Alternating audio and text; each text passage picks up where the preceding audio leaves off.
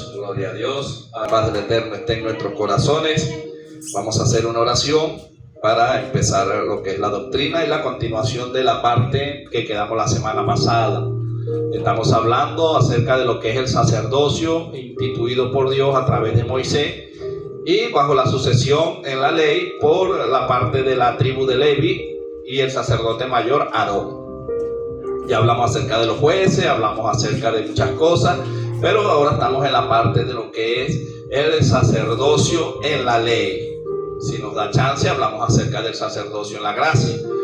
Entonces, vamos a hacer esta oración. Oh soberano Señor y Padre amado de la gloria, recibe toda honra, toda gloria, toda alabanza en el nombre poderoso de Jesús. Mi alma te alaba y te glorifica. Te damos gracias, Señor, en esta hermosa tarde y noche por el privilegio que nos permites una vez más, Señor, de estar en tu casa de oración. Te pedimos, Padre amado de la gloria, perdón si hemos faltado en pensamiento, en obras, Señor. Te pedimos perdón porque aún, Señor, sin querer fallamos, Padre, reconociendo que somos vasos de barro para que el poder, la excelencia, Señor, y la gloria sean tuyas. El apóstol Pablo, con todo lo que usted pudo haberle dado, dijo: miserable de mí, ¿quién me librará de este cuerpo de muerte? Gracias damos a nuestro Señor Jesucristo, el cual se entregó por amor a nosotros y fue a la cruz del Calvario y murió y resucitó al tercer día para darnos vida y vida en abundancia. Derribados mas no destruidos, perseguidos mas no en apuros, Señor, pero confiando de que usted nos da la victoria cada día. Espíritu Santo, abre nuestro entendimiento para que podamos comprender los misterios de la palabra de Dios que están escondida para sus hijos, en el nombre poderoso de Jesús. La semana pasada hablamos acerca del sacerdocio de Israel. Decíamos que fue instituido en el Sinaí. Comenzó con Aarón como el sacerdote mayor. Usted ya conoce la historia, ya estudiamos eso, de la tribu de Levi, como primer sumo sacerdote junto a sus hijos como sacerdotes. Esta clase sacerdotal masculina fue pasando de descendiente en descendiente a través de los hijos de los sacerdotes. Tenían que ser de la tribu de Levi. Esto es automáticamente como una dinastía. Así como en los países europeos pasan los reinados, ¿verdad?, de los reyes, y los hijos de los reyes van sucediendo. Esto se hacía en la antigüedad. Hoy en día no es así. Hoy en día un pastor muere y no necesariamente tiene que sucederlo el hijo, porque si los hijos son inconversos, entonces se muere el pastorado. No. Dice que la tribu, o sea, el sacerdocio pasó a la tribu de Judá después de la muerte de Cristo. Él resucita y dice que según el orden de Melquisedec, el sumo sacerdote de una vez y para siempre ahora es Jesucristo. Pero esto es la gracia. Estamos estudiando la ley y nosotros hablamos la semana pasada acerca de cómo fue instituido el sacerdocio a través de Aarón. Luego hablamos acerca de Eleazar, hijo de Aarón, que él sucedió. Quedamos ahí, quedamos en fines. Pero antes de eso, hermano, yo quiero que nos vayamos a Levítico, porque Aarón también tuvo hijos que fueron o tuvieron el orden sacerdotal y por ministrar mal recibieron muerte de parte de Dios. Hoy en día lo podemos llevar a lo espiritual. A veces hay hijos de pastores y pastoras que han estado montadas en el altar, han ministrado mal y han recibido muerte. ¿Pero muerte qué? Espiritual. En este entonces aquellos ambos recibían ambas muertes. Recibían tanto la muerte física como la muerte espiritual. Yo quiero que nos vayamos a Levítico capítulo 10. Vamos a leer unos versos. Ahí están los dos hijos de Aarón, Nadab y Abiú. Estos hijos de Aarón, ¿verdad? Se confiaron. ¿Sabe lo tremendo, hermano? Confiarse aquí arriba. Porque a veces no vemos que la gente muere físicamente, pero montarse aquí a ministrar fuego extraño, inventar cosas que Dios no ha dicho, tantas cosas que pasan, a los tiempos vemos las consecuencias de lo que Dios hace con las personas que se montan indignamente en el altar de Él. Y esto no quiere decir de que Dios no los haya escogido. Dice que Nadab y Abiú eran hijos de Aarón y eran levitas, por lo tanto tenían autorización de ministrar. Dios nos da la autorización a nosotros al ungirnos, pero Ya depende de nosotros cómo veamos nosotros a Dios, la responsabilidad que tenemos delante de un Dios. Al hombre podemos engañar, pero a Dios le somos manifiestos. ¿Estamos allí ubicados en Levítico? Amén. Ok, leemos entonces palabra bajo la bendición del Padre, Hijo y Espíritu Santo. Dice así de la manera siguiente: Nadab y Abiú, hijos de Aarón, tomaron cada uno su incensario y pusieron en ellos fuego, sobre el cual pusieron incienso y ofrecieron delante de Jehová fuego extraño que él nunca les mandó. ¿Qué puede entender usted allí? Dice que ellos acostumbraban a usar el incensario. Recuerden que en la antigüedad los sacerdotes, ¿verdad?, usaban fuego y usaban incensario y ponían allí. En Apocalipsis dice en el Espíritu que la oración de los santos es el incienso agradable delante del trono de Dios. Esto es en lo espiritual. Pero en lo terrenal, en la parte de los levitas, cuando ellos hacían esto visible, ellos antes de entrar al lugar santísimo o el sacerdote mayor antes de entrar a cada ceremonia, ellos tenían un ritual que hacer. En el templo había un lavacro. ¿Qué significa el lavacro? Era el patio, había allí un altar de bronce, había como un lugar donde se lavaban los sacerdotes. Después que se purificaban, se ponían las vestimentas y allí entraban ellos a la presencia de Dios en adoración.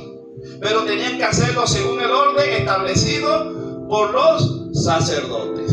Y estos sacerdotes, hermanos, o quizás aprendices, hijos de sacerdotes, querían hacer las cosas según ellos. Y yo me pregunto, ¿será que hoy en día hay predicadores que quieren hacer las cosas según ellos? ¿O adoradores que quieren hacer las cosas según ellos? Dice aquí que Jehová no aprobó eso. ¿Verdad que hay servicios donde Jehová no los aprueba? A veces la gente se molesta conmigo porque yo hablo verdad, hermano, pero hay servicios que se sienten como una panela de hielo donde no se ve Dios por ningún lado. Y eso trae una consecuencia a largo plazo. Antes era rápido, instantáneo, pero ahora va como a largo plazo. Dice que ellos tomaron su incensario como de costumbre y, ¿verdad?, prendieron el fuego, pero este fue un fuego extraño que él nunca les mandó. Luego él nos dice: y salió fuego de delante de Jehová y los quemó y murieron delante de Jehová. Entonces dijo Moisés a Aarón: esto es lo que habló Jehová diciendo: en lo que a mí se acercan me santificaré, y en presencia de todo el pueblo seré glorificado. Y Aarón cayó. O sea, imagínense cómo se sentiría Aarón al ver a sus dos hijos muertos por causa de un servicio a Dios. Vamos a poner a nosotros en el lugar de Aarón un momentico, ¿verdad? Póngase que usted es un sacerdote, una sacerdotisa de Jehová, y que lo que usted anhela es que sus hijos alaben a Dios y que glorifiquen a Dios, que sean predicadores, que sean directoras, que sean, ¿verdad?, siempre servidores de Dios. Pero ¿qué pasa si nuestros hijos que nosotros tenemos, por no obedecer a Dios, por hacer las cosas según ellos, Dios los mata? ¿Cómo pelearía usted con Dios por sus hijos? Dice que Aarón cayó, pero me imagino que el corazón de Aarón estaría dolido, estaría fuerte, pero él amaba a Dios más que todas las cosas, pero también amaba a sus hijos. Y quizás cuántas cosas no le diría Aarón a sus hijos que no ministraran de una forma, ¿verdad?, errónea, pero a veces los muchachos no hacen caso. Y yo me pregunto, ¿por qué será que hay tantos hijos de líderes, de evangelistas en las cárceles? Cuando usted va al ministerio carcelario y trabaja allí, usted le pregunta a la mayoría de los que están allí, la mayoría son apartados y son descarriados y son hijos de líderes que un día estuvieron montados en el altar ministrando la palabra de Dios, ministrando los servicios de Dios con fuego extraño y recibieron muerte espiritual. Pero a veces nosotros, por no tener conocimiento, ¿verdad?, dejamos que los muchachos se monten indignamente. Pero no es bueno, hermano, que si usted sabe que sus hijos no están en condiciones, usted los deje montar, ¿verdad que no? Si usted sabe que sus hijos andan haciendo lo malo, usted los deja montar a ministrar al servicio a Dios. Los estaría lanzando por un barranco, por un voladero. Entonces, ve, hermano. El 3, dice que Aarón cayó. En el 4 dice: y llamó Moisés a Misael y a Elisafán, hijos de Uziel, hijos de Aarón, y les dijo: acercaos y sacad a vuestros hermanos de delante del santuario fuera del campamento. Y ellos se acercaron y los sacaron con sus túnicas fuera del campamento, como dijo Moisés. Entonces Moisés dijo a Aarón y a Eleazar e Itamar sus hijos: no descubráis vuestras cabezas, ni rasguéis vuestros vestidos en señal de duelo, para que no muráis, ni se levante la ira sobre toda la congregación. Pero vuestros hermanos, toda la casa de Israel, sí lamentarán por el incendio que Jehová ha hecho. Qué fuerte, ¿verdad? Que Jehová le haya dicho a los sacerdotes: no quiero que lloren, no quiero que ustedes hagan duelo, para que no se encienda la ira de Jehová y los consuma a ustedes también. Y nosotros a veces, hermanos, nos quejamos de que Dios nos mete en unas pruebas duras y machas. Pero yo le pregunto, menos mal que Jesucristo está a la diestra del Padre e intercede por nosotros como sumo sacerdote, porque en cada metida de patica que nosotros hacemos, yo creo que ya Dios no fuera consumido, o no nos fuera consumido Dios. Yo creo que este tiempo, hermano, que es de la gracia, hay gente que hace lo que quiere y que quiere andar como quiere. Y si no recibe muerte física es porque hay un Dios maravilloso esperando y dándonos oportunidad que nosotros reconozcamos nuestra falta y nos apartemos del mal. Pero en ese tiempo ellos no tenían a un Cristo, porque no era la gracia que intercediera por ellos, sino que Jehová directamente trataba con los sacerdotes. Y era severo Dios a la hora de los servicios, a la hora de verdad, de cómo servir a Dios. Ahora usted entiende por qué hablábamos la semana pasada de que Jehová les prohibió a esa tribu trabajar. ¿Por qué cree usted, hermana Flor, que Jehová diría: bueno, las otras 11 tribus trabajarán y traerán el diezmo de todo lo que produzcan, para que estas personas que yo voy a delegar a trabajar en mi altar se purifiquen siempre?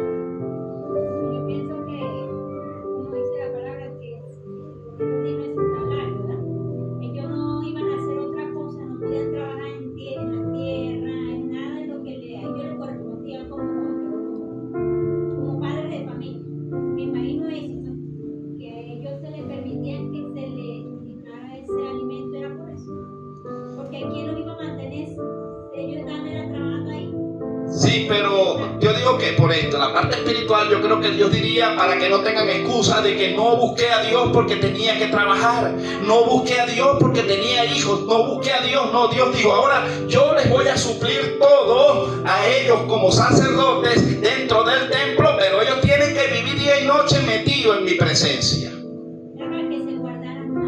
Sí, para que no tuvieran excusa a la hora de que Jehová le dijera a ellos: ¿por qué no me buscan? Dios hace las cosas con un propósito. Y la otra cosa es que cuando establecen las leyes y el mandato, dice que ellos no podían tocar cadáveres, no podían tocar gente, o sea, tenían que guardarse. Por eso vemos en la parábola que Jesús menciona en el Evangelio, cuando habla del buen samaritano, él dice que hermano, iba por el camino, había un hombre moribundo. Era hora de, se dice en la antigua escritura, que era día de servicio a Dios. Y dice que justamente Jesús habla acerca de los levitas y del sacerdocio, ¿verdad que sí? Dice que pasaron unos levitas y vieron al hombre moribundo y no se acercaron a ayudarlo. ¿Por qué cree usted, María Román, que no se acercaron?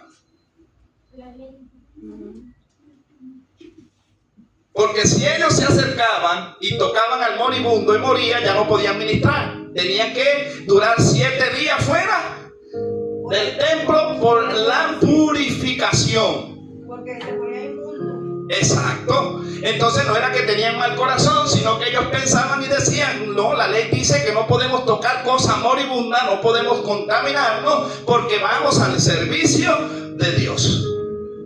Luego dice que pasó un sacerdote.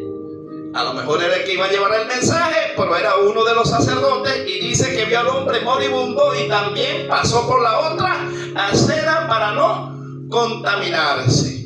Pero dice que pasó un samaritano que representa la parte gentil y fue movida a misericordia y fue y agarró a aquel hombre moribundo en el camino, lo llevó a una posada. Dice que estaba un hombre cuidándolo allí. Él lo vendó, le echó aceite sobre las heridas, y cuando le tocó irse, el hombre no se había recuperado por completo. El hombre le pagó y le dijo, si aún tuvieses que hacer algo adicional, hazlo con este hombre, que cuando yo vuelva, yo te pagaré. Y los sacerdotes y levitas de ese entonces le dijeron a Jesús, ¿verdad? ¿Qué haremos para ser salvos? Antes de que muriera el Señor, todavía ellos cumplían esa ley. En los tiempos de Jesús la estaban cumpliendo, porque Jesús era el cumplimiento de la ley. Cuando Jesús andaba caminando por la tierra, estaba el periodo de la ley y habían templos. Recuerde que Jesús estaba Caifás y Ana como sumos sacerdotes, y los escribas y los fariseos, los que se encargaban de escribir, fueron los que confrontaron a Jesús, y Jesús abiertamente les habla acerca del samaritano. ¿Quién cree usted que era ese samaritano, hermana Belki? ¿O a quién representa el samaritano? Como a Dios, como a Jesús. El samaritano representaba esto, mitad judía y mitad gentil. Recuerde que había una liga. El samaritano y el judío no se trataban entre sí, porque recuerde que en las dispensaciones o los periodos de reinado, cuando pasaban de reinado, Jehová entregaba al pueblo en esclavitud como parte del castigo. Y lo primero que Dios puso en la ley, estableció, es que los hijos de Dios no podían mezclarse con otras naciones. Pero dice que los hijos de los hombres, ¿verdad?, o del pueblo de Dios, veían a las mujeres hermosas de otras naciones, se ligaban, se llegaban a ellas, y cuando nacía la criatura, entonces eran mitad judía y mitad gentil, y eran considerados como samaritanos.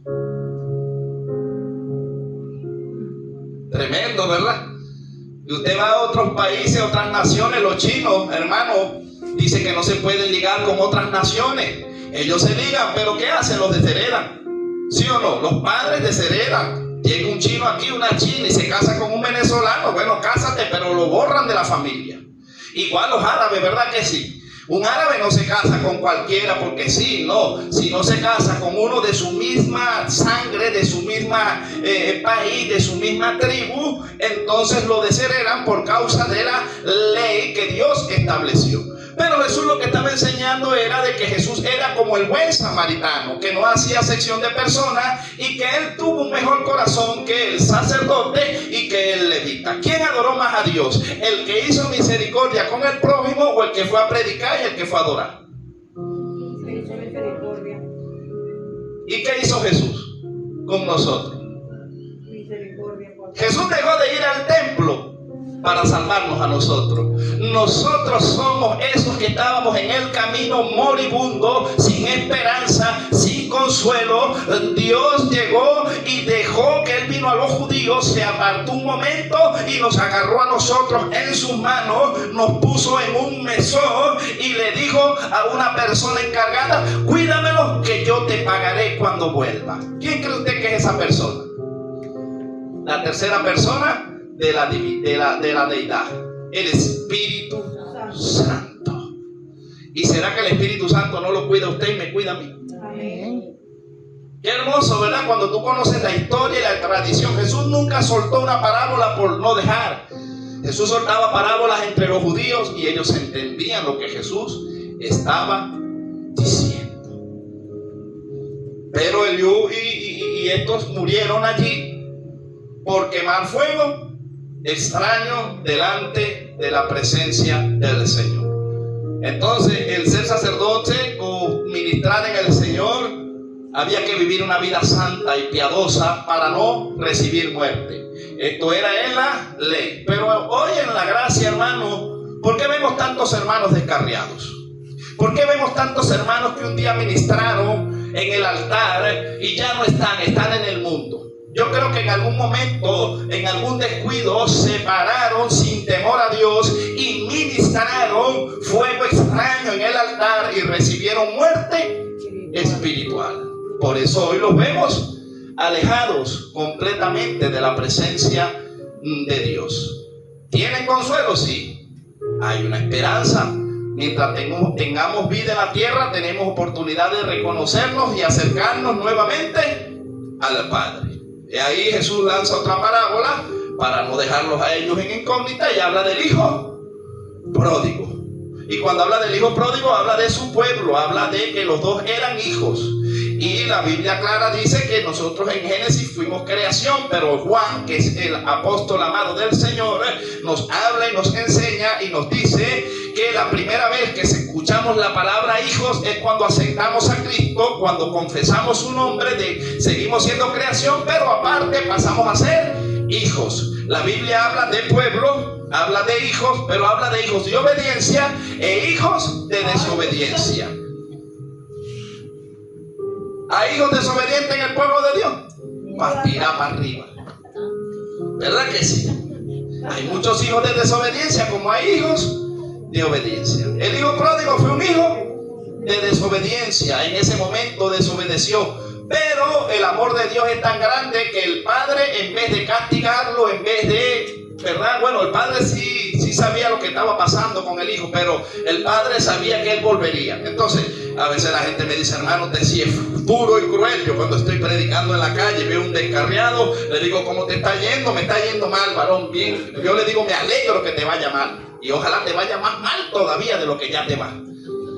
Ah, no, tú no eres ningún cristiano. Le dije, no, es que si te va bien descarriado, no vas a volver. Tiene que irte bien mal, pero mal, para volverte a ver la iglesia. Pero es un mal necesario, ¿sí o no? ¿Sí me entiende? No es un mal de malintención, no, hermano, es un mal que cuando ya tú te sientes sin consuelo, sin esperanza, sin aliento, ¿a quién vas a recurrir? Y eso es lo que pasa con el descarriado, ¿verdad? Que tiene que irle pero bien mal para volver a la casa de su padre. ¿Cuál es la casa del padre? La iglesia. Es que es muy diferente a que otro le desee mal por maldad. Cuando hay otro que desea que a usted no le vaya tan bien, pero no para que se muera, sino para que vuelva a la vida. Porque el padre dijo al hijo, al otro, ¿no sabes que tu hijo había muerto? ¿Verdad que sí? ¿Verdad que le dice? Tu hermano estaba muerto, pero él seguía caminando. Estaba muerto en el espíritu, había recibido muerte espiritual por la desobediencia, pero ahora ha vuelto a la vida. De cierto te digo que hay fiesta en los cielos cada vez que un pecador se arrepiente. Entonces, ¿cómo debemos nosotros sentirnos cuando un hermano que está descarriado vuelve a la casa de oración? Debemos alegrarnos, hermanos. Y todavía hay hermanos como el hermano del hijo pródigo que dicen, no, estaba descarriado por allá, apenas viene y ya la van a montar a predicar. Y ya la van a montar a dirigir. ¿Lo hay o no lo hay? Eso no es asunto de nosotros, este asunto es de Dios. Él verá quién monta lo que tiene uno. Es más, yo digo que esa gente que viene de afuera viene con más temor por la revolcada que llevaron allá afuera. ¿Sí o no? Y a veces uno nunca salió para afuera y uno se monta aquí como uno quiere. Pero esa gente que viene de la calle, que viene de golpe, lo piensan hasta 2 y 3 veces para volverse a montar. Y ministran mejor que el que nunca se fue. Pero esa es la manera como Dios ve. Pero nosotros vemos de otra manera. Entonces, vea, hermano, ¿verdad? Ya hablamos de la parte de lo que Dios le dice. Estamos en el 7. En el 10 de Levítico capítulo verso 7. Ni saldréis de la puerta del tabernáculo de reunión, porque moriréis. Por cuanto el aceite de la unción de Jehová está sobre vosotros. Y ellos hicieron conforme al dicho de Moisés. Y Jehová habló a Aarón diciendo: tú y tus hijos contigo no beberéis vino ni sidra cuando entréis en el tabernáculo de reunión, para que no muráis. Estatuto perpetuo para vuestras generaciones. El estatuto perpetuo dice para siempre. Lo que la palabra perpetuo significa para siempre. Entonces, recuerde que en la ley judía ellos tenían permiso, o el pueblo podía beber vino y sidra. La sidra es un licor que rasca. La gente dice: no, ¿cómo usted va a hablar de borrachera? Porque usted cree que Dios prohibió la borrachera. ¿Qué pasó con los hijos con Noé en la borrachera? Dejó de cubrir su desnudez, y usted conoce la historia. Y los que en algún momento en el mundo fuimos borrachos, ¿verdad? Que cuando usted bebe y se pasa de copa, ¿verdad? Que usted pierde los sentidos. ¿Verdad? Que usted hace cosas que en su sano juicio no lo haría nunca. Entonces, la alegoría que quiere decir aquí ahora en lo espiritual es que una persona borracha no es consciente de lo que está haciendo. No sé si usted me capta, hermano. Estoy tratando de esforzarme e ilustrarlo como Dios me lo trae. O sea, una persona que no maneja bien la escritura es una persona, hermano, que pierde su sentido. Entonces, la Biblia habla de que no sea iracundo. El sacerdote no debe ser iracundo, no dado al vino, no pendenciero, no calumniador, no de doble. Eso está en las cartas paulinas. Eso está en Timoteo y está en Tito, ¿cierto? Entonces, ¿qué me está queriendo decir? Que una persona que no pueda controlar sus emociones no se puede montar en el altar. ¿Le daría usted una hojilla a un niño de 1 año, 2 años, 3 años? ¿Por qué?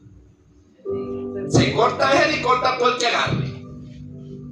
¿Le daría usted el altar a una persona que no conozca Biblia? Es la pregunta que deberíamos hacernos, ¿sí o no? ¿Usted le daría el altar, hermana Flor, a una persona que no conoce lo más mínimo de lo que es Biblia? Lo que va a ser un desastre. Que no se pueda controlar, que no sepa lo más mínimo qué es Dios, cómo es Dios, qué es la restauración, sino que lo que agarre es este lugar para echar puños, para hablar mal de todo el mundo, para golpear. Es una persona que está quemando fuego extraño en el altar. ¿Cuántas veces vio usted a Jesús mandando, o a Pedro o a Pablo, desde el altar a la gente al infierno? Y llamando, dijo el diablo, a la gente.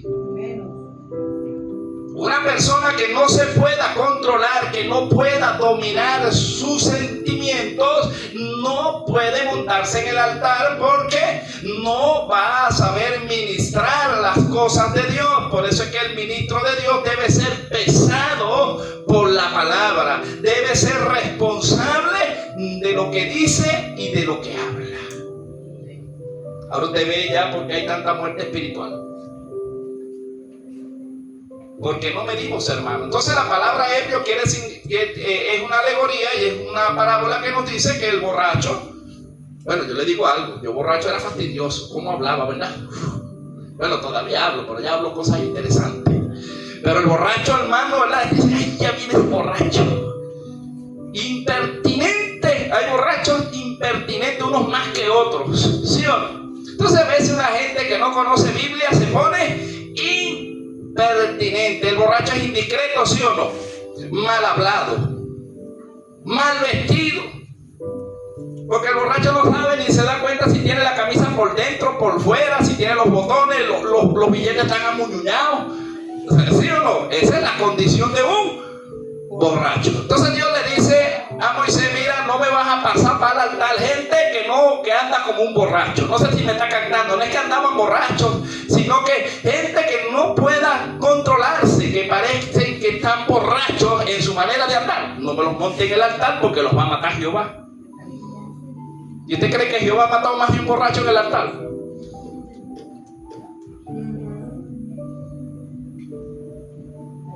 Y dicen que ellos dijeron cosas que Jehová no les mandó, ¿verdad? Que si lo leímos al principio. Y hay gente que se monta y dice que así ha dicho Jehová. Y Jehová le dice: ¿cuándo yo dije eso? ¿En qué momento. Hay gente que se monta aquí y dice, Jehová dice así Jehová, y te lo busca por la Biblia. En la Biblia no dice nada. Y Jehová tampoco dice. Ellos dicen que yo dije y yo no he dicho nada. Entonces, ¿sabe qué pasa? Que no se cumple la profecía. Y por culpa del borracho, la borracha que se montan en el espíritu a decir cosas que Dios no ha dicho, la gente dice Jehová es mentiroso, porque Jehová dijo que iba a hacer y no hizo. O sea, ya no es el que se montó aquí el mentiroso, sino que esa gente hace que la gente diga que Jehová mintió. ¿Pasa o no pasa? Entonces es bueno, hermano, saber que todo el que se monte aquí predique Biblia, predique lo que está en la palabra. Si usted predica allí y no se sale de allí, nunca va a tener problema. Si usted predica lo que está en la palabra, nunca, porque usted dice, así dice la palabra de Dios. Como dice la palabra, usted predica así, no va a tener problema. El problema es cuando usted dice lo que no está en la Biblia. Y si no se cumple, más el problema se va a meter. Ok, ya sabemos por qué él habló de la sidra y habló de eso, ¿verdad? Entonces, hermano, ahora sí nos vamos a Fines, que fue donde quedamos la semana pasada, en el tercer sacerdote. Fines está en Números capítulo 25, verso 11 al 13.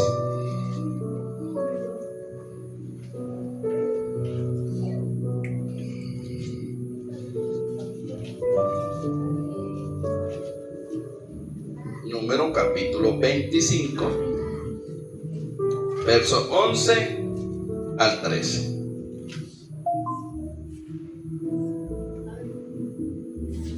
Estamos allí, ya lo tenemos. Ok, dice: Fines, hijo de Eleazar, que eso lo vimos la semana pasada, hijo del sacerdote Aarón, ha dicho: apartad mi furor de los hijos de Israel, llevado de celo entre ellos, por lo cual yo no he consumido en mi celo a los hijos de Israel.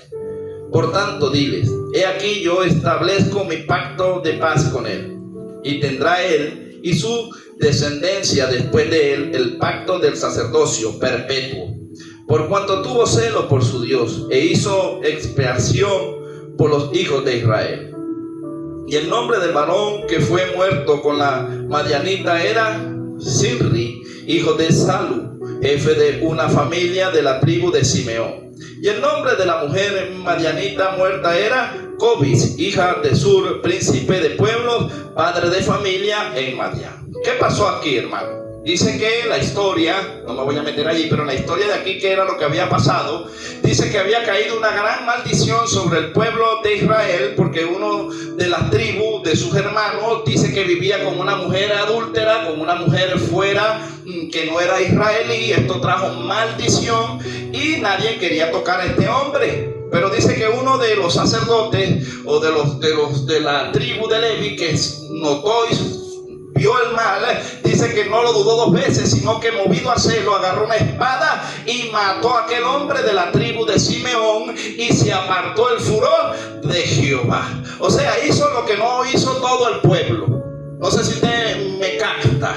Hay gente que a veces está funcionando mal algo en la iglesia, pero no se paran a hablar porque tienen miedo. Pero siempre hay uno o una guerrera que se para, así lo metan en disciplina, así lo boten, así hagan lo que hagan, y movido a celo, se enfrenta a lo malo.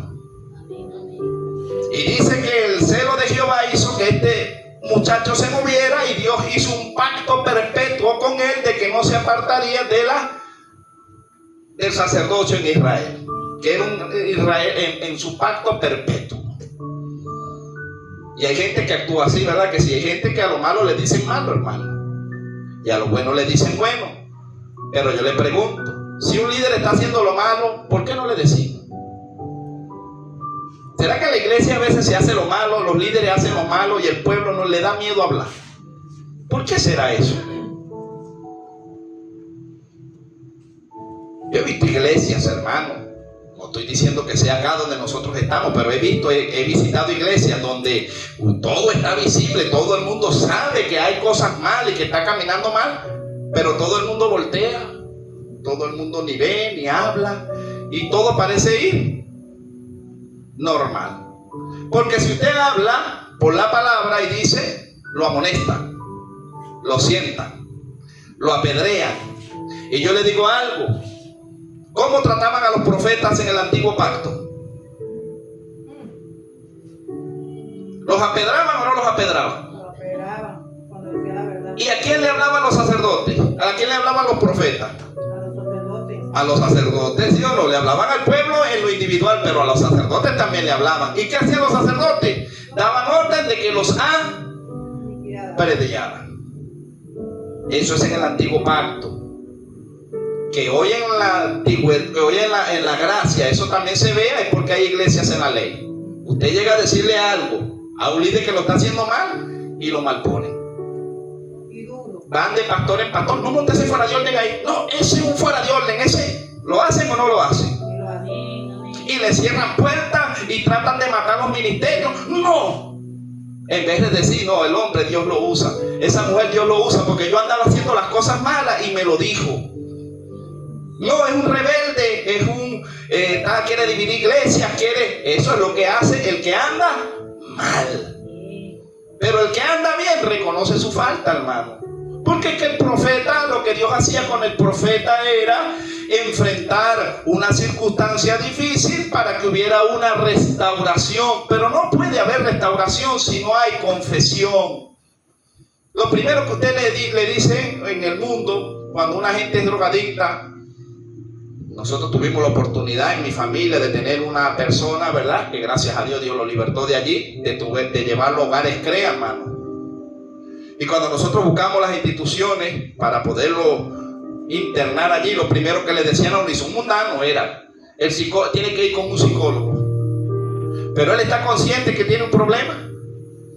Si él no está consciente que tiene un problema, no lo podemos aceptar porque vamos a perder tiempo, y ese grupo le puede servir a otro. Lo primero que usted le exigen en Alcohólicos Anónimos, o lo que le exigen según lo terrenal, alguien que ande enredado en lo que es la drogadicción, lo primero que el psicólogo le dice es, pero usted acepta que necesita ayuda. Si ellos dicen sí, podemos internarlo. Vamos a ayudarlo de todas las formas habidas y por haber, porque usted quiere cambiar. Sí, yo quiero cambiar. Bueno, vamos a ayudarlo. En el evangelio es igual, hermano. Si una persona insiste en hacer lo malo, pero no reconoce, ¿cómo lo ayuda Dios? Si yo hago lo malo, para meterme yo, y Dios usa sus vasos para enfrentarme, para hacerme ver el error, ¿por qué tengo yo que pelear con los vasos si es Dios que me está dando un mensaje mejor? Si yo estoy haciendo lo malo, yo sé que lo estoy haciendo mal, ¿sí o no? Uno sabe cuando está haciendo lo malo. Y si alguien me lo dice, ¿por qué voy a pelear con el vaso? ¿Por qué no digo yo más bien gracias, Señor? Porque tú me estás hablando directamente. Estás usando un vaso para corregirme, porque la Biblia dice que el Padre, cuando ama al Hijo, lo disciplina, lo castiga y lo corrige. Entonces, si usted está en la iglesia y lo corrige, quiere decir que es hijo. Pero si usted hace lo malo y nadie lo corrige, es porque es bastardo. ¿Usted corregiría, hermana Vanessa, al hijo del vecino? ¿Usted corregiría al hijo de la vecina, de la de al frente o la de la otra calle? ¿Usted se atrevería a amonestar a alguien que no es su hijo? Eso le va a traer problemas. Primero, que es una falta de respeto, ¿sí o no? ¿Usted se imagina usted con una correa en la calle con un muchacho ajeno cayéndole a correr a un muchacho ajeno? Usted le cae a correr a lo suyo, ¿sí o no? El suyo le pone mal, lo agarra por la oreja. Ven acá, muchacho, y en la casa vamos a arreglar cuentas. No, así es Dios. Dios no va a agarrar un bastardo y lo va a corregir porque no es hijo de Dios. Pero si usted es hijo de Dios, usted hace lo malo, lo agarra Dios por la oreja. Ven acá. Y le mete el doblón de oreja a uno. Oye, Señor. Y dice que si nuestros padres terrenales nos corrigieron con violencia, ¿por qué nos aman? ¿Cuánto no más Dios? A mí me partían palos de cepillo en la espalda a veces. Me lo merecía. ¿Me entiendes? Pero lo hacían porque me amaban. Y porque aún me aman. Yo tengo una viejita y regañadiente, ¿verdad? Que a veces está y yo digo, Señor, porque me ama. Porque ya los madres ven el peligro donde uno no lo ve, ¿sí o no? Las madres ven, hermano, el peligro donde uno no lo ve. Yo me ponía bravo con 16 años, me salían los bigoticos ya a los 14, 15. Mi mamá, ¿para dónde va? Por ahí. Ya yo soy un hombre, te van a agarrar preso. No había doblado 2 esquinas cuando ¡pum! Preso. Yo decía, mi mamá tiene una bocota. Sí, después que salía, oye, pero tú no le puedes decir cosas buenas a uno. Es que eso lo presentía yo, hijo. ¿Lo presientan las madres o no lo presienten? Pero uno cuando no quiere oír, hermano, le pasan las cosas. ¿Qué le pasa al creyente cuando no quiere oír la voz de Dios? Termina preso. ¿O no es así, hermana Coromoto? ¿Verdad que sí? La Biblia dice que no te pongas de acuerdo con la persona que hayas tenido altercado. Porque si no, a la tarde, ¿verdad? Llegan los verdugos y te acusan delante del juez. Que antes de poner la ofrenda, debes estar en paz con todos los hombres, ¿sí o no? ¿Y por qué ofrendamos a veces y no le hablamos al vecino? ¿Por qué ofrendamos a veces y no le hablamos al hermano? ¿Y será que espiritualmente cuando van a la parte allá arriba dice, mira, este fuera de orden, tiene problemas con la mitad de la iglesia y así está ofrendando? Mételo para la cárcel. Pero no es una cárcel física, es una cárcel espiritual. Y después está el cabezón por allá, no te oigo, Señor. ¿Por qué no te siento? Hermano, ¿qué siente usted en una cárcel? Soledad, frío, tristeza. ¿Sí o no? ¿Qué siente un creyente que no obedece a Dios? Soledad, frío, tristeza. ¿Será que hay gente encarcelada en la iglesia? ¿Y quién los encarceló? Uno mismo. Porque si la hermana me hace algo a mí, mi deber es de una vez rapidito, no, hermana, vamos a arreglar ese asunto, pues a mí no me van a meter preso. Lo que usted me dijo no me gustó. No, pero ya va, y bueno, no, si quiere nos agarramos a pelo ahorita, pero después nos reconciliamos, pero vamos a matar esto rápido, porque si nos agarra la tarde, nos meten presos los dos, y yo estoy seguro que ella no quiere ir presa, ni yo menos. ¿O no es así, verdad? Y uno le da la larga. Voy a orarle a Dios para ver si puedo pedir perdón. No, Señor, crúzamelo por el camino. Si tú quieres que es el tiempo de que yo arregle el asunto, empieza uno a poner vellones. No, hermano, la Biblia dice rápido, antes de que llegue la tarde, anda y ponte a cuenta con tu adversario. Pero no lo hacemos por falta de conocimiento, por falta de sabiduría. Vivimos encarcelados. Y ya ve cómo trabaja el enemigo. Entonces, hermano, ya leímos aquí entonces acerca de lo que el hombre, ¿verdad? Dios le da una promesa. ¿Por qué? Porque él hizo quitar la maldición del pueblo. ¿Cómo? Matando el pecado. Nosotros aquí nos lo narra como la historia de un hombre. Pero lo que en sí la alegoría lo que nos está diciendo es que en el momento en que había maldición en el pueblo por un pecado, este hombre se atrevió a pararse, cosa que no hicieron otros, y quitó el pecado del pueblo. Nosotros aquí comenzando, había bendición, ¿verdad, hermana? Y fluía la bendición. Venía el enemigo, usaba al que se dejaba usar, venía la división y se caía la bendición, ¿sí o no? Y así, hermano, así trabaja él, pero hasta que ahorita, bueno, gracias a Dios hemos mantenido como que el tiempo más larguito de la paz y sigamos en paz, hermano. Sigamos en la unión, en la comunión. Si hay cosas que a usted no le agraden de mí, perdóneme. Cuando me baje usted me dice, o cuando te llame, hermanito, venga, llámeme aquí, usted me cae pesadito. Yo buscaré la manera de rebajar para caerle liviano. ¿Me entiende? Haré dieta, ¿verdad? Sí, pues si no, es que me cae pesado esto. Por lo menos el hermano me sumó sí, ayer, ¿verdad? El domingo. Pasé, venía apurado, hermano, con la broma del asunto, la lluvia, las cornetas, agarra aquí, hermano, voy. Y mi hermano por allá me dijo, hermano, gracias por saludarme. Y yo, hermano, mire, a mí que me cuesta saludar. Y yo apresurado menos saludo. Porque es un error que tengo, es una desventaja que yo tengo que corregir. De saludar. Lo que pasa es que eso no fue un error, hermano. Lo que pasa es que el canín de allí para acá, ¿verdad? Como no había más ayuda, entonces imagínate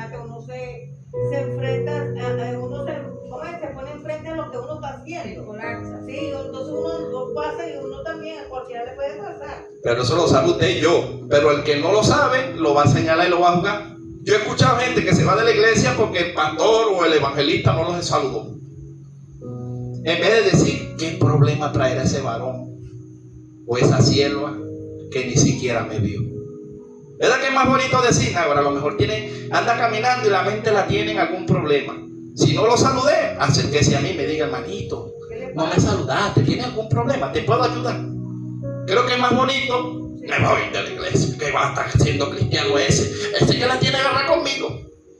¿Viene eso de Dios? Y más pasa cuando el hermano, así como usted, pues me salude a mí, salude a otra persona, y a él ahí es donde lo agarra más, y ahí es donde, si no hay la suficiente madurez, hermano lo piensa así y se va. En vez de decir, oye, mi hermanito, tiene problemas, tiene alguna lucha. Una vez, hermano, mire, una hermana, yo la vi, pero esta hermana anda como brava, anda como endemoniada, mírale la cara cuando me le acerqué. Hermana, ¿qué te pasa? Me duele la muela ahora. Ay, perdóname, Señor. Menos mal que fue en el pensamiento nada más. Eso entre tú y yo. No lo dije, pero lo pensé. ¿Verdad que sí? Yo dije, y yo predicando y tenía la cara así. Yo no me gusta la prédica. Mira, hermano, ni por ahí era que le dolía la muela. Ay, lo que habló Dios, que era la muela que Estaba haciendo lo posible por oír el mensaje. Hermano, ¿cómo se siente usted si tiene un dolor de muela? No puede tener una cara alegre. Yo no he visto el primero con dolor de muela que diga, qué felicidad, me duele la muela. Sí, mami andaba ahí, yo con un dolor de muela me paro y me voy. ¿O no? Científicamente duele más un dolor de muela que una pared. Y entonces, pero ve como yo pensé mal, hermano, y estaba ministrando desde aquí. Y yo dije, bueno, pero ¿qué le pasará a la hermana esta? Que talga la cara como que si chupó limón. Y lo pensé, y yo dije, mejor me mordí la lengua y me callé. Pero cuando me bajé le dije, hermanita, ¿qué te pasa? Hermano, tengo un dolor de muela. Y yo dije dentro de mí, perdóname, Señor. A ella no le voy a pedir perdón porque no le dije nada. Pero si le fuera dicho algo, me fuera tocado pedirle perdón. ¿Pasa o no pasa? Así trabaja el enemigo, hermano. Le mete a usted un desbarajuste ahí en la cabeza y usted se crea ahí un rancho y después usted anda enemistado y empleitado por algo que ni siquiera era como usted pensó o como yo pensé. ¿Y si deja que ese niño siga? Sí, es tremendo, hermano. Bueno, vamos por hoy al último, por hoy al cuarto sacerdote. Vamos a Elí, era juez y sacerdote.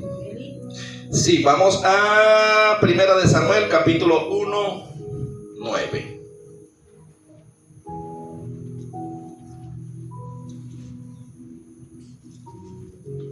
Ya hablamos de los jueces, pero acuérdense que él era juez, pero también era sacerdote. Sí. Primera de Samuel, capítulo 1, verso 9. Lo tenemos allí. Dice: y se levantó Ana después que hubo comido y bebido en Silo, y mientras el sacerdote Elí estaba sentado en una silla junto a un pilar del templo de Jehová, ella con amargura de alma oró a Jehová y lloró abundantemente, e hizo voto diciendo: Jehová de los ejércitos, si te dignares mirar la aflicción de tu sierva y te acordares de mí, y no te olvidares de tu sierva, sino que dieres a tu sierva un hijo varón, yo lo dedicaré a Jehová todos los días de su vida, y no pasará navaja sobre su cabeza. Ahora vea, el sacerdote Elí estaba en su banca, estaba allí, estaba en el templo. Dice que Ana subió a orar. Pero yo digo algo: si este sacerdote fuera estado conectado con Dios, no fuese perdido la visión no se pierde de un día a otro, sino que con el tiempo se va perdiendo. ¿Verdad que sí? Este hombre fuese sabido lo que fue a hacer Ana para allá. Dice que Ana fue afligida, que lloró, que quizá, ¿verdad?, oraba en secreto al Señor y hizo un pacto con Dios. Y yo digo que en la diosidad de Dios, Dios ya sabía cómo andaba Elí. ¿Sí o no? Ya Dios sabía que Elí andaba chucuto, que andaba cojeando delante de Dios. Entonces Dios puso en el corazón de Ana, ¿verdad?, este sentimiento, este parecer. Ella fue, pactó con Dios, y Dios agarró la palabra que Ana soltó, y dentro de Ana se engendraría allí y crecería Samuel. El próximo juez, y el tuvo tres condiciones: fue sacerdote, fue juez también y fue profeta. Samuel dice que en el vientre de esta mujer se gestaría un hombre conforme a Dios. Dice que la palabra de Samuel no caía en tierra, y es allí donde hay una separación, hermano. ¿Por qué le digo una separación? Porque recuerde que de allí después es donde vienen los reinados. Recuerde que Israel no tenía reyes, sino que era gobernado por jueces. Entonces los jueces están partidos en dos partes.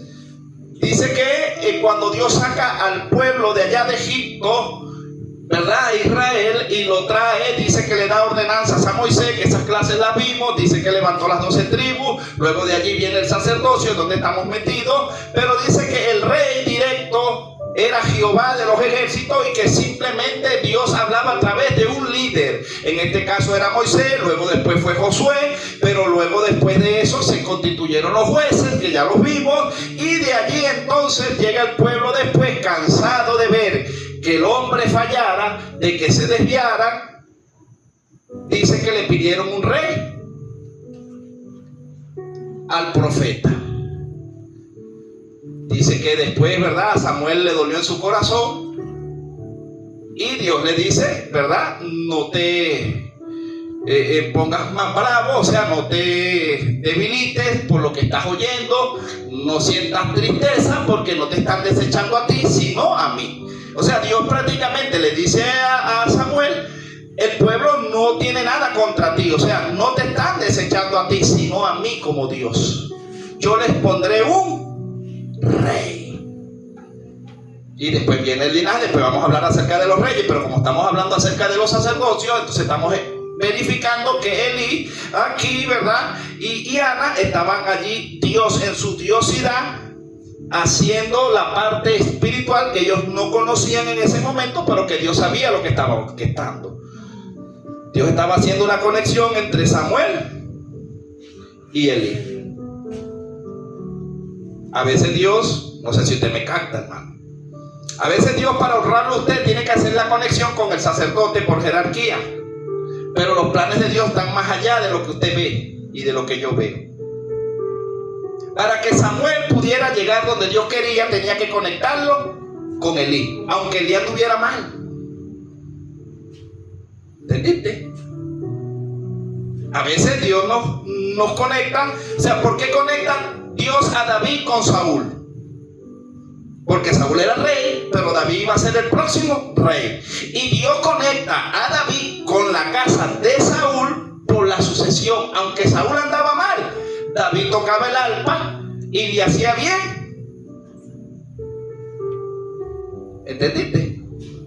Entonces la dejamos ahí. A veces Dios nos conecta con gente que anda y te dice: pero ¿y por qué Dios me pone con pura gente chucuta? Es por un propósito divino. Moisés lo metieron en casa de los egipcios, ¿sí o no? Dios conectó a Moisés con Egipto. Pero también Dios conecta a José con Potifar y después con el gobernador.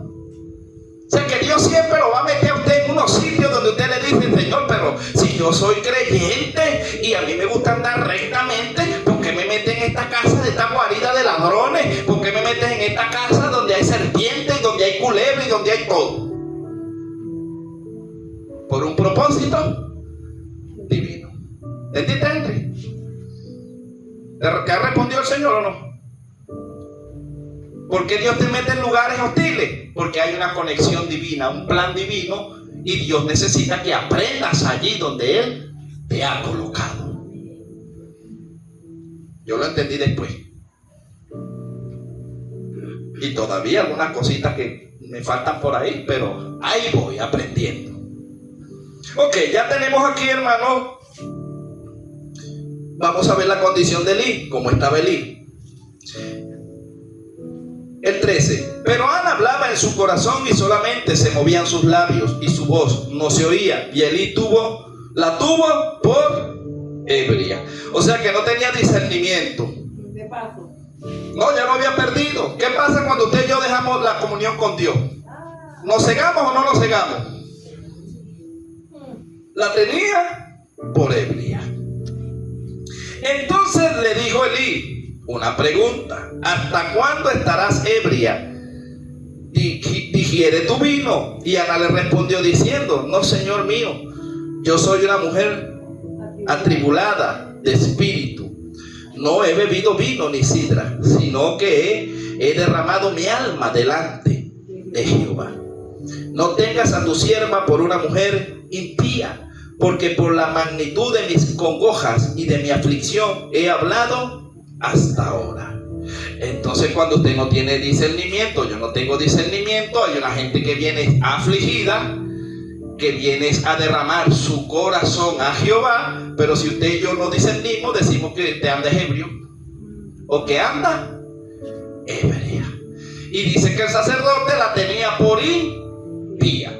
Pero ¿cómo la tenía Dios?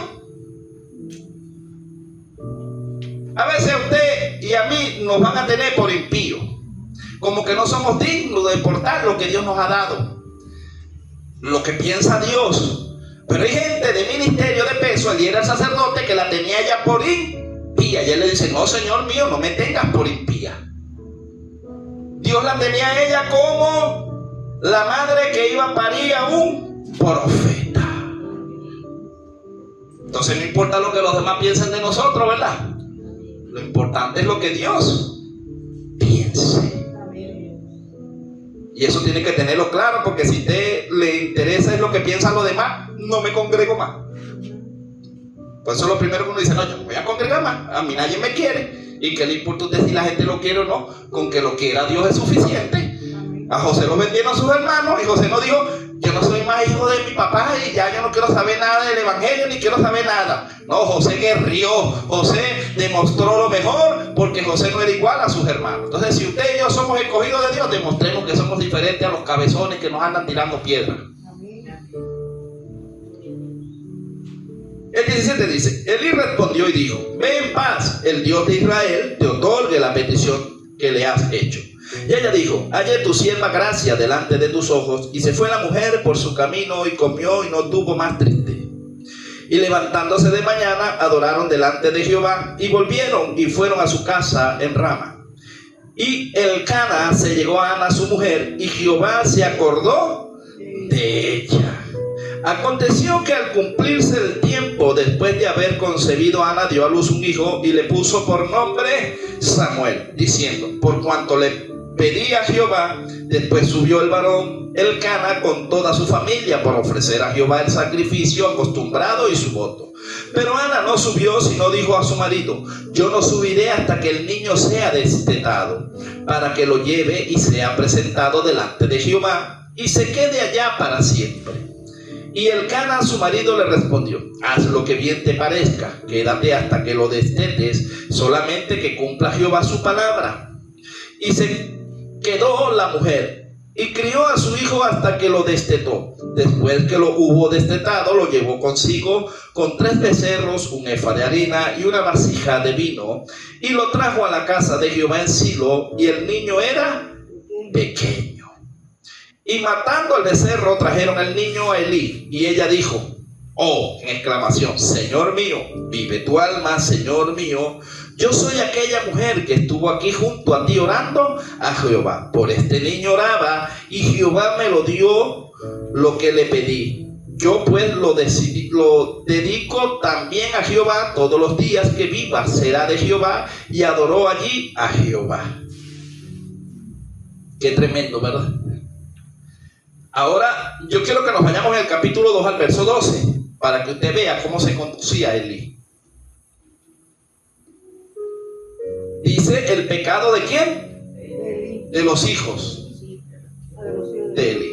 El sacerdote se puede meter en tremendo problema con Dios y empieza a perder la visión por el sentimentalismo. Por eso es que yo le digo que los ministros no pueden ser movidos por sentimiento humano, porque van a errar o vamos a errar. Si Dios se moviera como nosotros no movemos en los sentimientos humanos, baja Cristo de la cruz. ¿Podría usted montar a su hijo en una cruz y verlo como murió Cristo y como le hicieron el mal? ¿Tendría el corazón para poderlo hacer? Le voy a soltar la otra.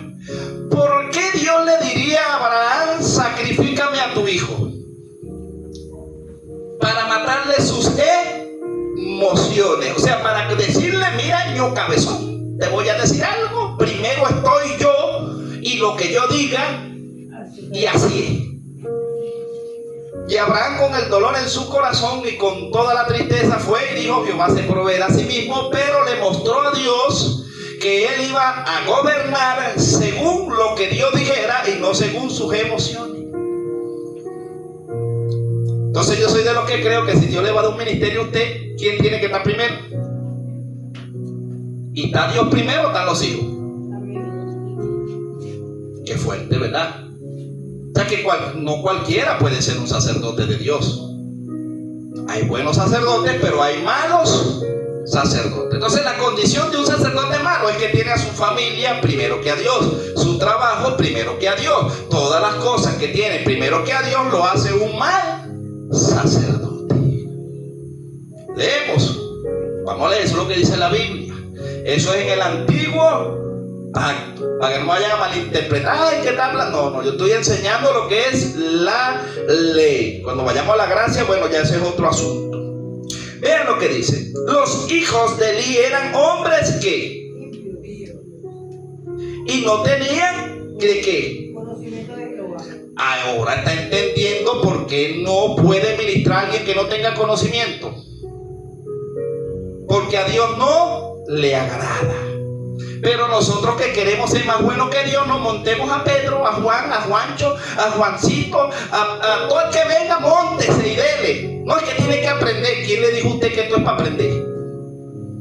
¿Quién le dijo a usted que la mesa de Jehová es para que usted aprenda? Uno aprende allá abajo y después que Dios lo califica, usted se monta arriba. No sé si me capta. Por eso es que antes en la iglesia, cuando yo me congregaba, había cultos de nuevos creyentes, había cultos de no bautizados, y ponían una mesa aparte del altar y se ponían todos los nuevos ahí y se les daba participación y se iban instruyendo, capacitando. El pastor con visión decía: ya está listo, móntamelo para arriba. Pero ¿será que eso se ha perdido? Te monta una persona aquí y predica 10 minutos, eso era lo que tenía. Usted se monta aquí a predicar, y más si es un domingo, mínimo usted tiene que predicar 1 hora. Porque es una escuela dominical y que tiene que enseñar y tiene que ser alguien diestro con la espada. Porque si usted le pregunta a un inconverso una pregunta y usted no la sabe responder, ¿cómo queda usted?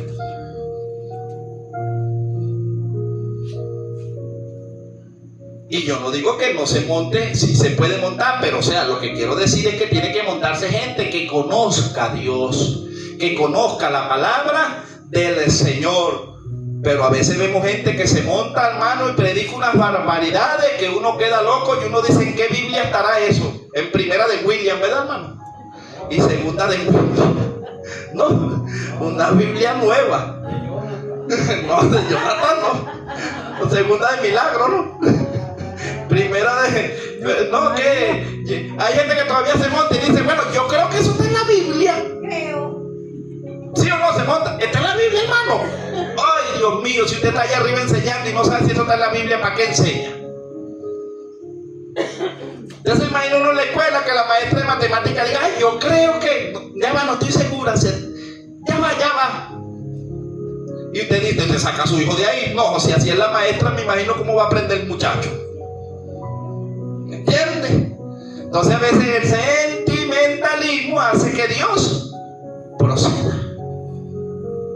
Vean, ya leímos que los hijos de Eli eran impíos y no tenían conocimiento de Jehová. Luego dice: y era costumbre de los sacerdotes, o sea que lo hacían siempre con el pueblo, que cuando alguno ofrecía sacrificio, venía el criado del sacerdote mientras se cocía la carne, trayendo en su mano un garfio de 3 dientes, y lo metía en el perol, en la olla, en el caldero o en la marmita, y todo lo que sacaba el garfio, el sacerdote lo tomaba para sí, De esta manera hacían con toda israelita que venía asilo. Asimismo, antes de quemar la grosura, venía el criado del sacerdote y decía al que sacrificaba: da carne que asar para el sacerdote, porque no tomará de ti carne cocida, sino cruda. Y si el hombre le respondía: quemen la grosura primero y después toma tanto como quieras, él respondía: no, sino dámela ahora mismo, de otra manera yo la tomaré por fuerza. Era pues muy grande delante de Jehová el pecado de los jóvenes, porque los hombres menospreciaban las ofrendas de Jehová. ¿Qué entiende usted ahí? ¿Qué estaban haciendo estos jóvenes? Eran unos jóvenes, hermano. El joven es descabellado, es impulsivo, ¿sí o no? Pablo le dice a Timoteo: ten cuidado de las pasiones juveniles. ¿Qué hace un joven? Se enamora cada rato. ¿O no es así? Cuando uno está enamorado, cuando uno está joven, uno se enamora del hombre hasta de un palo que pase con una falda, uno ¡wow! El hombre joven es impulsivo y la mujer también, solo que lo disimula. Pero las mujeres jóvenes, ay, mira, fulana de tal me dijo un piropo, y aquel me dijo un piropo, y aquel me dijo un piropo, y se sienten bien, ¿sí o no? Mientras mujer, mientras más la halaguen, más se infla. ¿O no es así?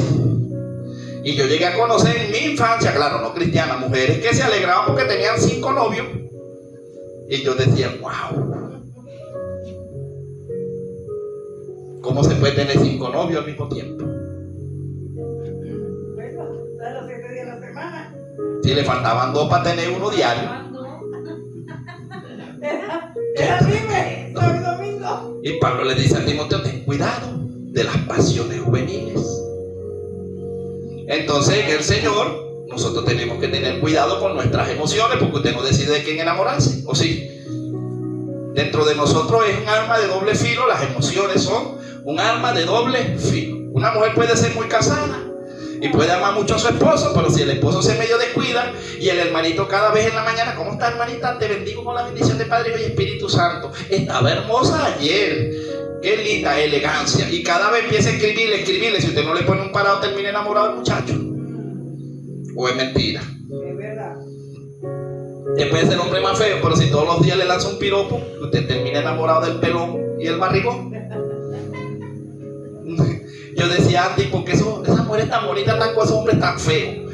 Y les preguntaba yo en el decreto: mire, tú tan bonita que eres, ¿cómo estás con ese hombre tan feo? Podrá ser feo, pero tiene labia, ¿o yo? Cambio que el hombre bonito, ¿verdad? El que se cree y no tiene labia, termina solo o con la más fea del pueblo. Pero el feo tiene que inventársela. Como tiene de ventaja por todos lados, entonces, bueno, él desarrolla el hablar bonito. Entonces, así, hermanos, son los ministros. A veces, si usted no vela, siempre el pastor decía: los músicos deben velar mucho. ¿Usted cree que a las mujeres le llueve, a los músicos les llueve las mujeres? En el mundo y en la iglesia también. Se enamoran más del talento que del muchacho. Y si el muchacho es enamorado, bueno, termina con 3 novias en el año. No, ya probé esta, no me gustó. Y a los 3 meses, ¿qué pasó, varón? Y la prometida, no era del Señor. Ah, ok, bueno, pero ¿tiene el corazón roto? No, por allá hay otra que me está escribiendo. ¿Verdad?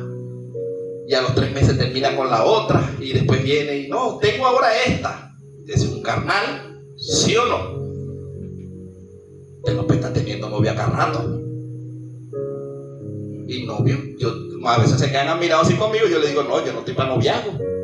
A mí el día que el Señor me muestre la que es, porque si Dios es un Dios de orden, eso es para casarme de una vez. Si Dios me da la seguridad y me dice: mira, cabezón, ya está listo, esta es, así usted me la da, eso está bien por todos lados. Yo tengo que estar buscando defectos. Pero pues yo te hablo con ella. No, sí, ya está listo. Porque si me la muestra a mí, me tiene que mostrarme a ella, ¿o no? Porque es serio que yo conozco. Y de repente yo le diga: mire, cabezona, Dios me mandó por aquí, me mostró, sí, papi, Dios me mostró también, tú eres mi príncipe. Ah, bueno, esta es mi princesa. ¿Cuándo vamos a hacer la fecha para casarnos? Pues eso es así de una vez. Yo tengo 47 años ya, voy para 47, yo no estoy para noviazgo. Hermano, pero creo que ¿No es? eso va a ser más pronto que inmediatamente. No sé. O de repente me quedo solo, porque yo no lo sé. Pero lo que le estoy diciendo es que ya uno adulto, ya uno no está para noviazgo, que agarradito hermano, que vámonos a comer, ¿verdad que no? Después que estén casados. Ya después de luna de miel, nos conocemos en la luna de miel. Pero ya uno no está, hermano, para eso, hermano. Ya uno no está para eso de noviazgo. La gente a veces se me molesta, pero usted en un noviazgo, si usted se le acelera el corazón enamorado, ¿cómo será si la novia lo toca? No, hermano, y si la novia soy de Pirapira, yo te viví aquí al año. No tanto eso, hermana, sino que yo le digo el pecado en la mente, porque somos hombres. Entonces, si a usted le gusta una mujer y la mujer nada más lo roza, imagínese, usted te mira, han luchado los 7 días y las 24 horas estaría bañándose cargando, Señor, perdóname. Ay, Señor, perdón. Por eso es que eso es de una vez. Por eso tiene que buscar. Eso es rápido, eso es ya listo. Vamos a matar eso ya. Así lo veo yo. No, porque yo espero que sea él. Yo no ando buscando. ¿Usted me ve a mí buscando, mujer? No. ¿Usted me ha visto a mí echándole ojo a alguien? No. Yo espero que él, porque ese fue el pacto entre él y yo, que él me la dé. Porque ni siquiera la voy a enamorar yo. Él me la tiene que entregar. Así quedamos. Usted me la entrega. Porque si yo la busco, usted me va a decir, ¿cómo sabes tú que era esa? Sí, no, yo le digo, usted me la entrega, usted la busca, usted me la entrega y yo la recibo. Si no, déjeme tranquilito así como yo estoy. Porque si me enamoro, pierdo. ¿Sí me entiende? Si yo me pongo a buscar lo que no se me ha perdido, después voy a terminar con el corazón roto. Y lo menos que Dios quiere que mi corazón esté roto. Entonces, ahorita sí estoy enamorado de Cristo. Y ese no me va a romper el corazón, se lo aseguro. Ese sí me tiene a mí bien bonito y me tiene, vamos hijo, véngase que usted anda conmigo para arriba y para abajo. Y vamos. Y listo. Pero vea lo que hacían estos muchachos, por eso le digo, porque los que ministraban en el altar eran muy enamorados y ese es el problema cuando no se controlan las emociones. El 15 dice, asimismo antes de quemar en el 17, era pues muy grande delante de Jehová el pecado de los jóvenes, porque los hombres menospreciaban las ofrendas de Jehová. Y el joven Samuel, que ya ministraba en la presencia de Jehová vestido de un efod de lino. Y le hacía a su madre una túnica pequeña y se la traía cada año cuando subía con su marido para ofrecer el sacrificio acostumbrado. Esta mujer lo veía una vez al año, imagínense, cuando subía, su madre. Y Elí bendijo a Elcana y a su madre, diciendo, Jehová de hijos de esta mujer en lugar de el que pidió a Jehová, y se volvieron a su casa. Y vistió Jehová a Ana, y ella concibió y dio a luz 3 hijos y 2 hijas, y el joven Samuel crecía delante de Jehová. Pero dice el 22, que es el problema, pero Elí era viejo y oía de todo lo que sus hijos hacían con todo Israel, y cómo dormían con quién, que velaban a la puerta del tabernáculo de reunión. Y les dijo, pero no les prohibió, nada más les dijo. Ese es como las madres y los padres, que yo tienen enemigo número 1 de eso, y el águila también, ¿verdad? Que están en casa ajena agarrando, tumban los corotos, tumban esto. Hijo, dejen eso, le voy a pegar. Y tumban la casa y le voy a pegar, y duran 10 horas ahí y no le pegan nada. Yo en mi tiempo no me decían le voy a pegar, en mi tiempo yo agarraba y sentía ¡pum! Para que no agarre eso, y en la casa arreglamos. Madre, faltas de carácter, ¿sí o no? Si un niño está molestando en una casa ajena, lo mínimo que usted tiene que darle es una cacheta santa. Un pellizco santo, de esos y yo digo que antes mi mamá me sentaba así y me decía, te sientas de ahí, no te mueves, y ahí me sentaba yo. Y ella me decía, ¿tienes que ir para el baño? Sí, bueno, vaya pues. Y aquí menos de un minuto está aquí yo. Sí, mamá. Y después me sentaba ahí. Ahí, se queda ahí.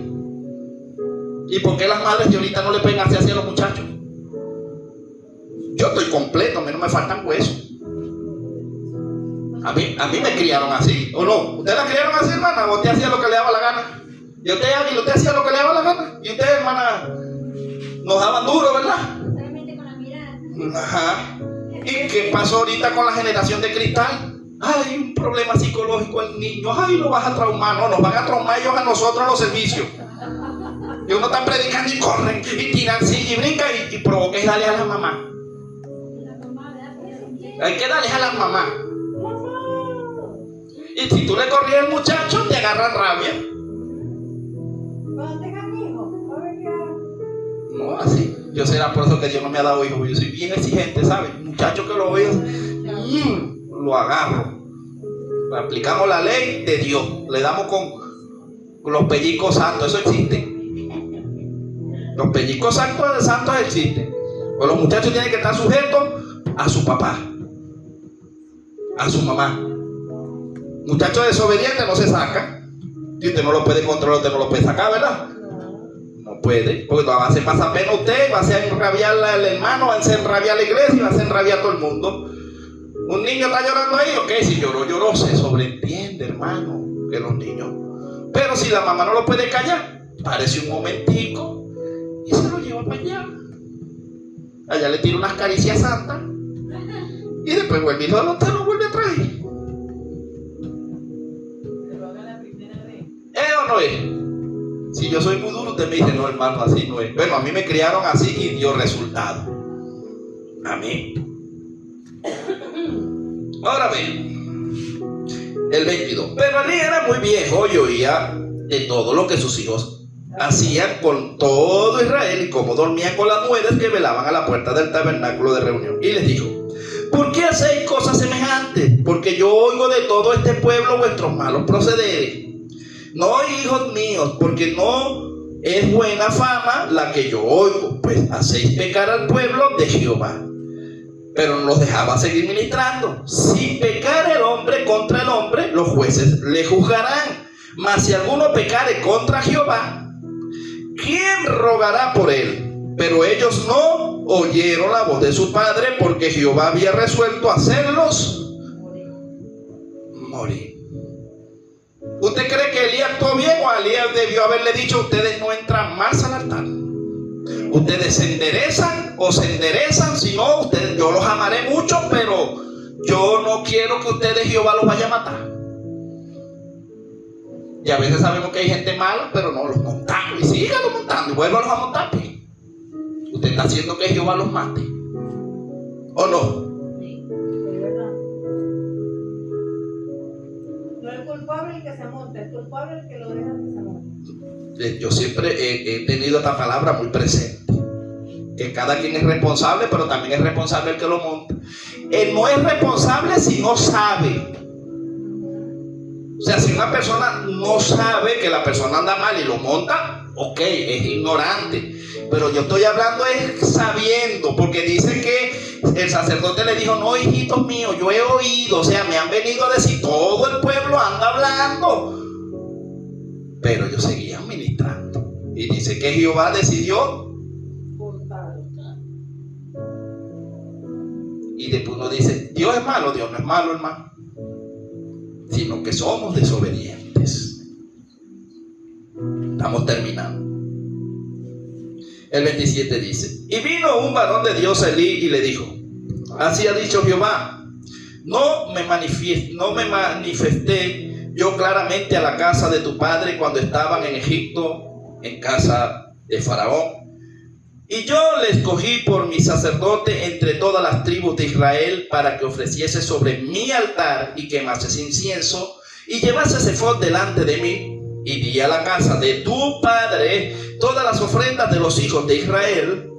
¿Por qué habéis hollado mis sacrificios y mis ofrendas que yo mandé ofrecer en el tabernáculo? Y has honrado a tus hijos más que a mí. O sea, tú amas más a tus hijos que a mí, engordándoos de lo principal de todas las ofrendas de mi pueblo Israel.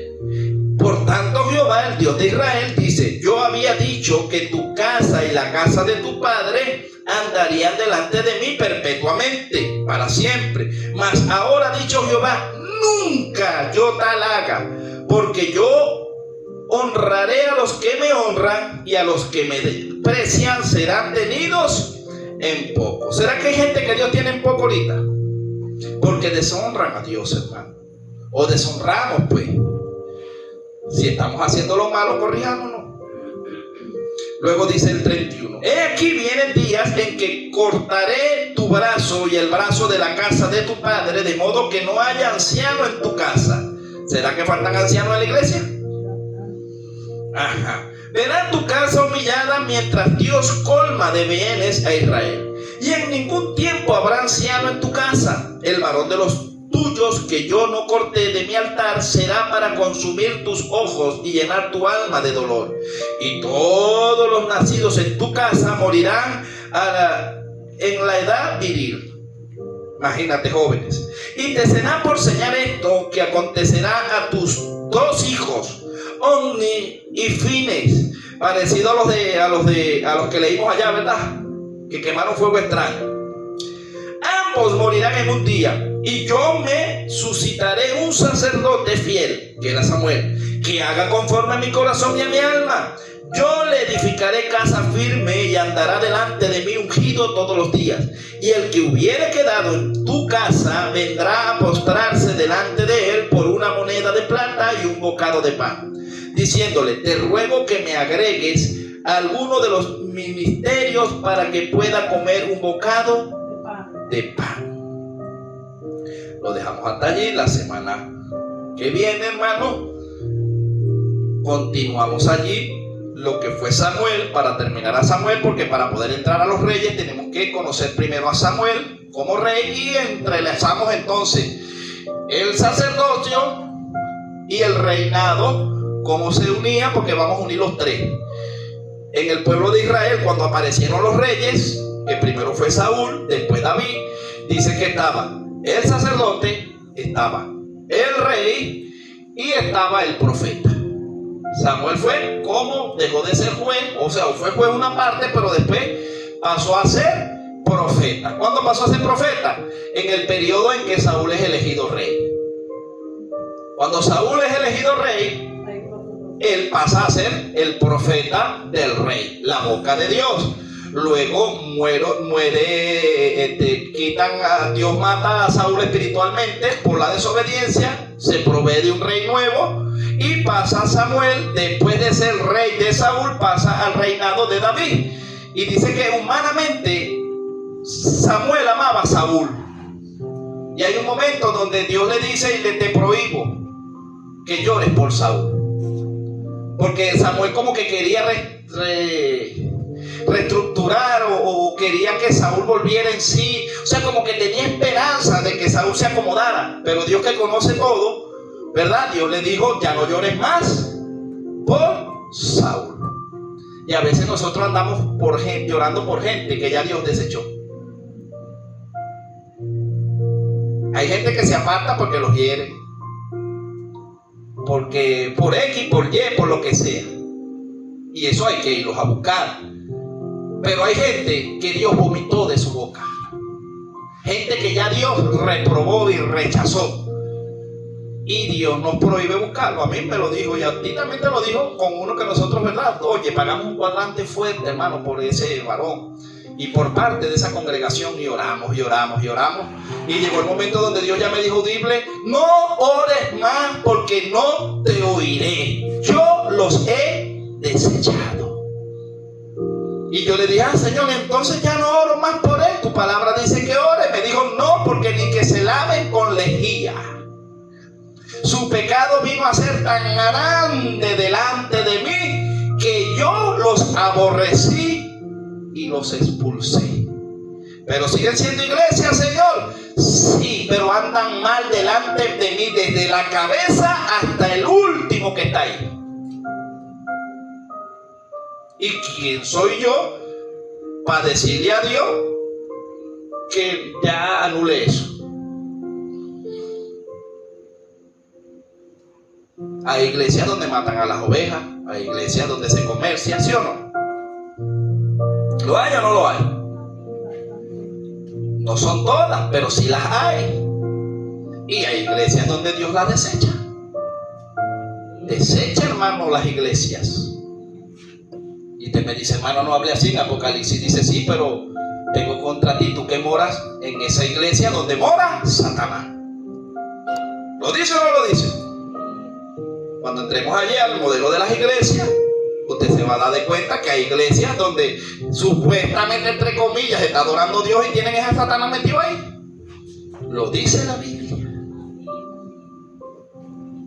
Y gente que, lamentándolo mucho, se van a perder por falta de conocimiento. Gente que a lo malo llaman bueno y a lo bueno llaman malo. Es que hacen señales y prodigios. La Biblia dice que aún el enemigo se viste como ángel de luz y que hace descender fuego del cielo. Y Pedro le dijo: ya va, Señor, ¿y cómo hacemos en el monte de los olivos? Si esta gente hace lo mismo que nosotros hacemos, hablan lenguas, se usan corbata, usan trajes, se visten, danzan, y Dios le dijo: ya va, Pedrito, no has entendido. Deja el trigo y la cizaña crecer juntamente. Pero ¿cómo hacemos para reconocerlo? Bueno, te voy a dar la clave. El árbol se conoce por su fruto. No puede un árbol malo dar buenos frutos y un árbol bueno dar malos frutos. ¿Cuáles son los árboles malos? Los que dan malos frutos. ¿Y cuáles son los malos frutos que da un árbol? Envidia, traición, odio, rencor, venganza. ¿Sí o no? Esas son obras de la carne. Gente carnal. ¿Cuáles son los frutos del Espíritu? Amor, paciencia, templanza, dominio propio. Entonces, un árbol de Dios es un pacificador. Viene alguien a hablarme mal, ya va, pero no me hables así, varón de mal. Deja que la persona, si no está, se defienda. Déjame escuchar la otra parte. Puedes sostener lo que me estás diciendo. No me mete en problemas. Entonces deje el chisme, no me involucre. Si usted me viene a decir algo a mí y usted no va a dar la cara, no me diga nada. Porque cuando usted le van a decir: pero no digas nada, no sea chismoso. Porque si usted va a acusar a alguien, usted tiene que dar la cara. Yo lo vi, sí, varón, no se niegue, ¿sí o no? Así sí me engaña, me gana y me restaura. Pero no, es que me dijeron, es que andan hablando, es que yo creo, es que me parece. Eso divide la iglesia y mata los ministerios. ¿Usted me va a hablar a mí mal? Póngase que voy a llamar a la persona. Ese es el orden. Cuando usted lo van a acusar en un tribunal terrenal, si no hay quien lo acuse, usted queda libre, ¿sí o no? Claro, ¿pasa o no pasa? Si eso pasa en el mundo, hermano. No, que lo están aquí acusando. ¿Dónde están los acusadores? No vinieron. No hay acusadores, déjenlo libre. Porque si usted no hay quien lo acuse de frente, entonces no hay prueba. Y porque en la iglesia entonces nosotros no procedemos como manda la palabra, pues. Usted me viene a acusar de alguien, pues deme la cara delante de la persona que usted está acusando. Y si usted comprueba, bueno, vamos entonces y restauramos, porque estamos para eso, para restaurarnos. Si usted me ve a mí haciendo el mal, vaya, hermano, llámeme. Yo no me voy a poner bravo. Usted me llama y me dice: hermano, mire, yo lo vi que usted estaba haciendo esto malo, a mí me parece que está malo. Sí, ¿qué estaba haciendo yo malo? Esto y esto. Si yo lo veo y lo analizo, oye, sí es verdad, hermana, gracias por llegar a mí y corregirme. No es que lo va a decir a toda la iglesia y no me lo va a decir a mí, por eso tampoco a Dios le agrada. Entonces todo el mundo lo sabe y el menos que lo sabe es uno. La Biblia dice que si ves a un hermano fallando, vayas a él a sola. Lo corrijas, si él te oye, te lo ganarás como amigo. No, vámonos a todo el mundo, pero no le digamos al hermano. Eso es antibíblico. Eso causa problemas, distorsión y molestia entre el pueblo. Dios les bendiga.